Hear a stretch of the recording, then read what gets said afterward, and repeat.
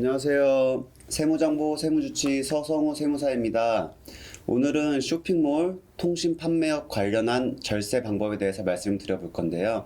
앞서 세무주치 두 분을 모셨습니다. 소개 부탁드리겠습니다. 네, 안녕하세요. 세무장부 염정희 세무주치입니다.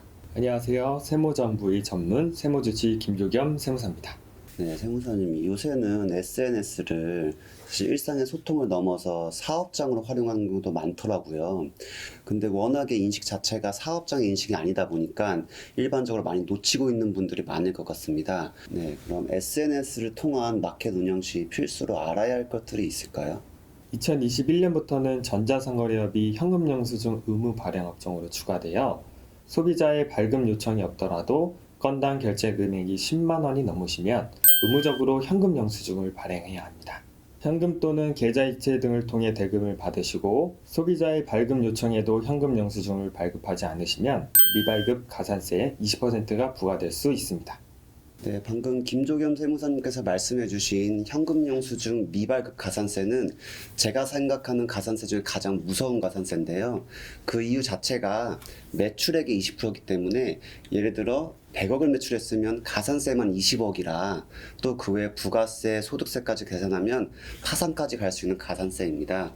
그래서 그 부분은 꼭 유념해 두시는 걸 좋을 것 같습니다. 그러면 김조겸 세무사님이 말씀해 주신 것 외에 또 필수로 알아두면 좋은 것이 있을까요? 오픈마켓이나 피지사에서는 각각의 매출액을 국세청에 전달하고 있지만 현재 시스템상 각 거래처별로 얼마의 매출액이 발생했는지는 나오지 않고 있는 상황입니다. 따라서 대표님들께서 직접 각 사이트별로 결제 수단별로 매출액을 집계하여 신고 시 누락하지 말고 반영하셔야 됩니다.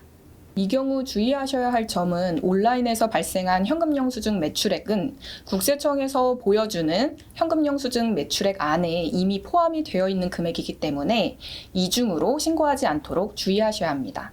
네, 세무사님. 요새는 통신 판매업의 문턱이 낮다 보니 본래 직업 외에 또 투잡으로 하는 경우가 많은데요. 그럼 이 경우에는 세금 신고를 어떻게 각각 해야 하나요? 어떻게 해야 하나요? 네, 맞습니다. 요즘 투잡으로 스마트 스토어 등 온라인 판매를 하는 것이 대세인데요. 근로소득이 발생하는 상태에서 사업소득이 발생하시는 분들은 2월 연말정산 후에 5월 달에 근로소득과 사업소득을 같이 종합소득세 신고를 하셔야 됩니다.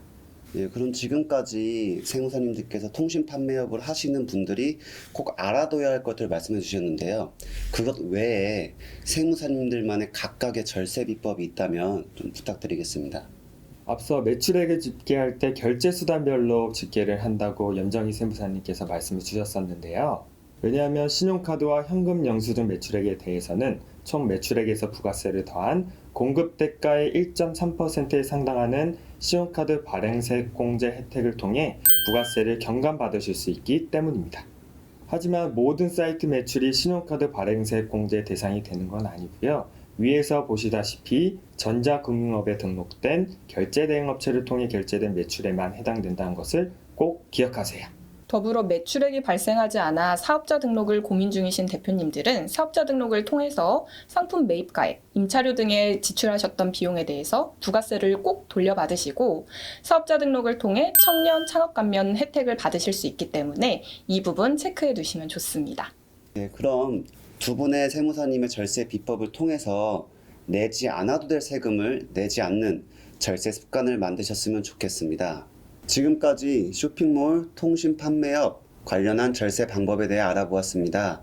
세무TV의 유용한 정보를 놓치고 싶지 않다면 구독, 좋아요. 알림 설정 잊지 마세요. 안녕.